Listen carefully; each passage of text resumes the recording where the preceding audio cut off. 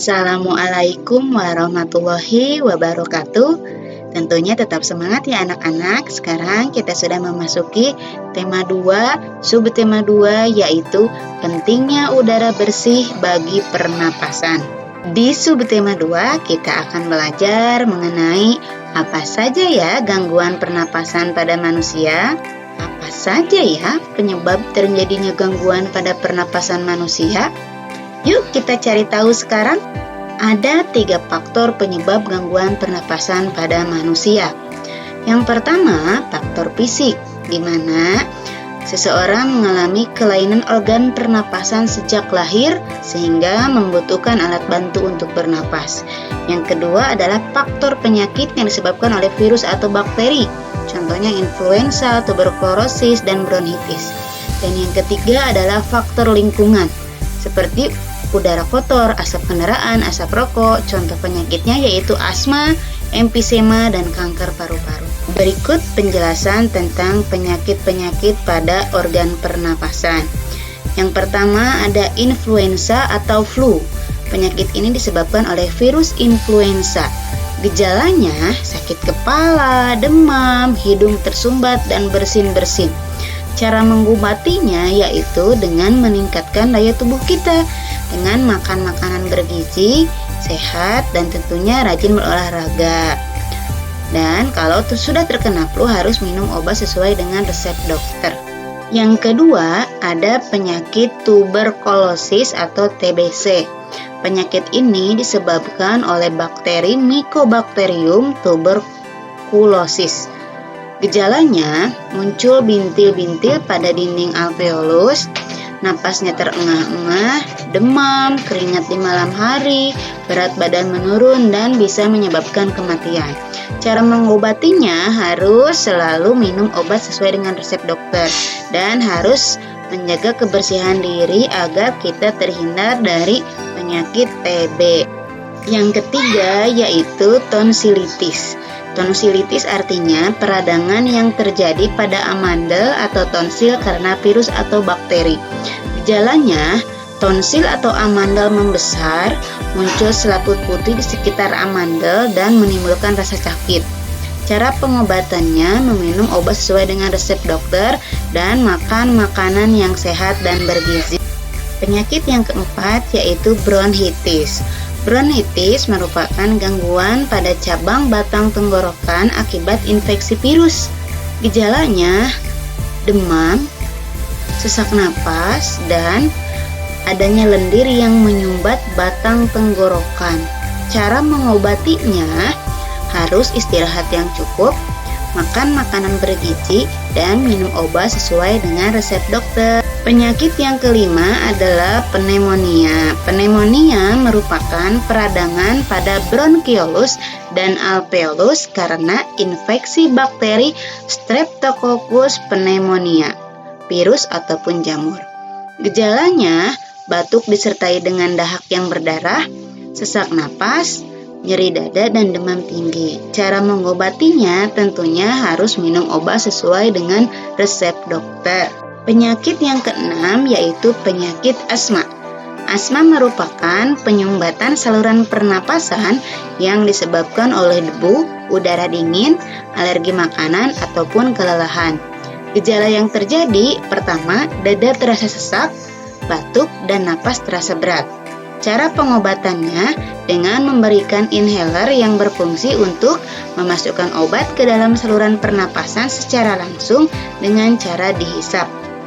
Penyakit yang ketujuh yaitu emfisema. Emfisema merupakan kerusakan jaringan di sekitar bronkiolus dan alveolus akibat polusi udara dan zat berbahaya yang terdapat pada rokok.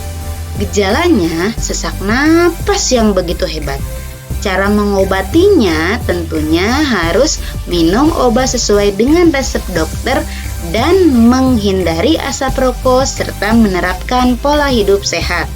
Yang kedelapan yaitu kanker paru-paru.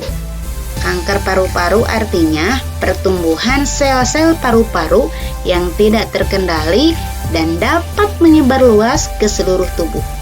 Penyebab utama kanker paru-paru yaitu zat berbahaya yang ada di dalam rokok. Cara pengobatannya yaitu dengan melakukan kemoterapi dan radioterapi. Agar kita terhindar dari berbagai penyakit pada organ pernapasan, kita harus selalu menjaga kesehatan diri, makan makanan bergizi, istirahat yang cukup, dan olahraga secara teratur. Selain itu pula, kita harus selalu menjaga kebersihan lingkungan.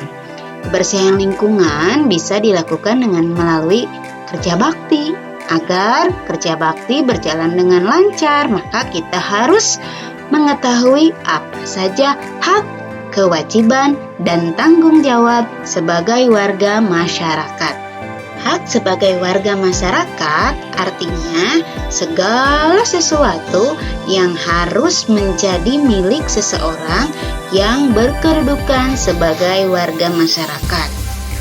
Adapun hak sebagai warga masyarakat, yang pertama mendapatkan perlindungan hukum, yang kedua mendapatkan pekerjaan dan penghidupan yang layak, yang ketiga menikmati lingkungan bersih, 4 dapat hidup tenang dan damai, 5 bebas memilih, memeluk dan menjalankan agamanya, 6 berpendapat dan berorganisasi, dan yang ketujuh dapat mengembangkan kebudayaan daerahnya. Kewajiban sebagai warga masyarakat artinya segala sesuatu yang harus dilakukan seseorang sebagai warga masyarakat dengan penuh rasa tanggung jawab. Berikut adalah kewajiban sebagai warga masyarakat. 1. Mematuhi aturan atau norma yang berlaku. 2. Menjaga ketenangan dan ketertiban lingkungan. 3. Mengikuti kegiatan yang ada di lingkungan. 4. Menghormati tetangga di sekitar rumah. 5. Membantu tetangga yang terkena musibah. Dan 6. Selalu menjaga kebersihan lingkungan. Sedangkan tanggung jawab adalah sikap dan perilaku seseorang untuk melaksanakan tugas dan kewajibannya sebagai warga masyarakat. Berikut adalah perbedaan hak, kewajiban, dan tanggung jawab. Contohnya, Udin berhak mendapatkan rasa aman di lingkungannya. Maka, Udin wajib menjaga keamanan lingkungannya. Dan Udin pun bertanggung jawab untuk melaksanakan ronda malam sesuai dengan jadwalnya.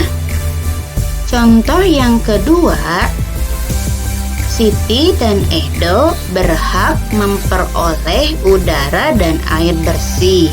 Maka mereka wajib menjaga kebersihan lingkungan. Dan mereka pun bertanggung jawab untuk melaksanakan kerja bakti agar udara dan air di lingkungannya menjadi bersih. Agar semua warga ikut kerja bakti, maka warga harus bermusyawarah kapan akan dilaksanakan kerja bakti dan pembagian tugasnya. Hal itu bisa digunakan dengan cara musyawarah. Yuk kita cari tahu apa itu pengertian dari musyawarah. Berikut pengertian musyawarah mufakat. Musyawarah artinya pembahasan bersama suatu masalah guna mencapai keputusan.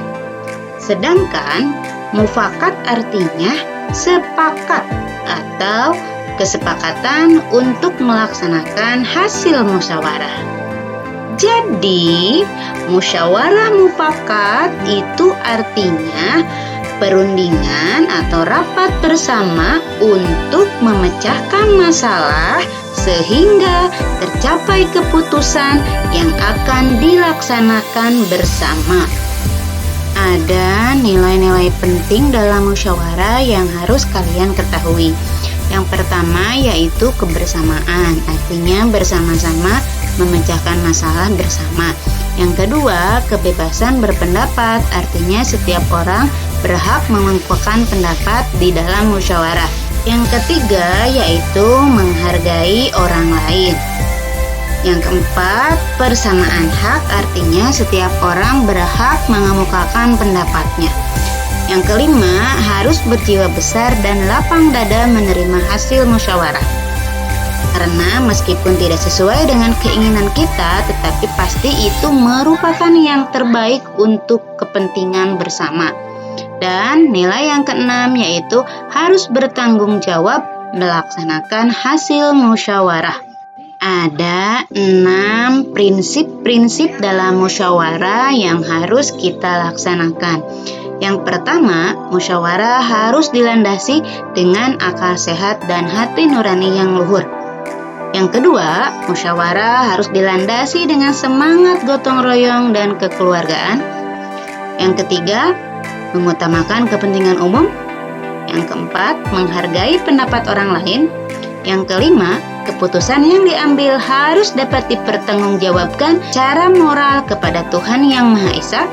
Dan yang keenam, melaksanakan keputusan bersama dengan dilandasi niat yang baik dan penuh rasa tanggung jawab. Berikut ini adalah tata cara dan persyaratan musyawarah. 1. Peserta musyawarah harus hadir sebelum musyawarah dimulai.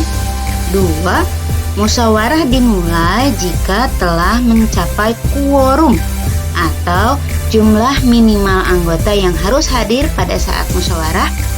Yang ketiga, ada panitianya. Yang keempat, setiap peserta musyawarah berhak menyampaikan pendapat. Yang kelima, setiap peserta musyawarah harus menghargai pendapat orang lain. Dan yang keenam, pendapat yang disampaikan harus diterima akal sehat, sesuai dengan kepentingan bersama, dan sesuai dengan norma yang berlaku, serta tidak menyinggung perasaan orang lain. Jika nanti kalian ikut dalam sebuah rapat atau dalam musyawarah, maka kalian harus melaksanakan sikap berikut ini. Yang pertama, harus menghargai dan menghormati pendapat orang lain. Yang kedua, tidak memaksakan kehendak kepada orang lain. Yang keempat, tidak mencela atau mengejek pendapat orang lain. Dan yang keempat, tidak memotong pembicaraan orang lain. Selain mempunyai pendapat yang berbeda, tentunya di masyarakat pun memiliki pekerjaan yang berbeda. Pekerjaan atau jenis usaha ekonomi itu ada yang dikelola sendiri, ada pula yang dikelola secara berkelompok. Jenis usaha yang dikelola sendiri, yang pertama pertanian, contohnya petani. Yang kedua yaitu perdagangan, contohnya warung yang ada di sekitar rumah. Yang ketiga usaha jasa seperti tukang cukur, penjahit. Dan yang keempat yaitu industri kecil, misalkan pabrik tahu atau pabrik kerupuk yang ada di sekitar rumah kalian. Jenis usaha ekonomi yang dikelola kelompok itu ada 6. Yang pertama firma, 2. persekutuan komanditer atau CV, yang ketiga perseroan terbatas atau VT, yang keempat badan usaha milik negara atau BUMN, dan yang kelima koperasi. Firma adalah usaha ekonomi bersama yang didirikan oleh 2 orang. Keduanya memiliki hak yang sama untuk bertindak dan bertanggung jawab atas kerugian dan keuntungan usaha firma tersebut. Contohnya, firma di bidang layanan konsultasi hukum dan keuangan. Yang kedua yaitu CV atau persekutuan komanditer, didirikan oleh 2 orang penyetor modal. Ada 2 jenis sekutu. Yang pertama adalah sekutu aktif, yaitu yang berperan sebagai pemodal dan yang mengelola CV, dan yang kedua yaitu sekutu pasif, hanya bertindak sebagai penanam modal saja dan tidak ikut serta dalam pengelolaan CV. 3 yaitu perseroan terbatas atau PT, merupakan usaha bersama yang modalnya berupa kumpulan saham. Saham artinya bukti kepemilikan suatu perusahaan atau penyetor modal. Pemilik saham ini memperoleh keuntungan dari perusahaan dan memiliki wewenang terhadap perusahaan. Yang keempat yaitu badan usaha milik negara atau BUMN, merupakan sebuah perusahaan yang seluruh ataupun sebagian modalnya dimiliki oleh negara. BUMN ini bertanggung jawab atas kesejahteraan masyarakat Indonesia. Bentuk BUMN itu ada dua. Yang pertama berupa perusahaan umum, contohnya Perum Peruri atau Perusahaan Umum Percetakan Uang Republik Indonesia. Yang kedua berupa PT atau perseroan terbatas, contohnya PT KAI atau PT Kereta Api Indonesia. Yang kelima adalah koperasi yang merupakan usaha bersama berdasarkan asas kekeluargaan. Semua anggota koperasi wajib membayar simpanan pokok yang dibayarkan sekali ketika masuk menjadi anggota dan membayar simpanan wajib setiap bulannya. Contoh koperasi yaitu ada koperasi konsumsi yang menjual kebutuhan pokok sehari-hari, usaha ekonomi sendiri atau berkelompok bersama, tujuannya untuk memenuhi kebutuhan hidup. Kegiatan ekonomi yang dilakukan masyarakat itu berbeda-beda. Ada di bidang produksi, artinya menghasilkan sesuatu barang. Ada di bidang distribusi, yang artinya menyalurkan hasil barang produksi dari produsen ke konsumen. Dan ada yang melakukan kegiatan konsumsi atau menggunakan suatu barang dan jasa. Baik kegiatan produksi, distribusi maupun konsumsi dapat mempengaruhi kesejahteraan hidup masyarakat. Kesejahteraan masyarakat artinya terpenuhinya kebutuhan hidup masyarakat sehingga hidupnya layak dan mampu mengembangkan diri. Jika kegiatan ekonomi masyarakat berjalan lancar, maka kesejahteraan hidup masyarakat akan meningkat. Dan jika salah satu kegiatan ekonomi terhambat, maka kegiatan ekonomi lainnya pun akan terhambat dan juga berpengaruh terhadap kesejahteraan masyarakat.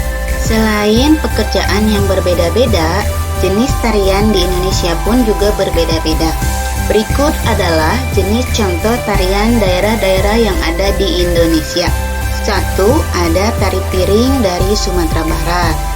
Yang kedua, ada tari legog dari Bali.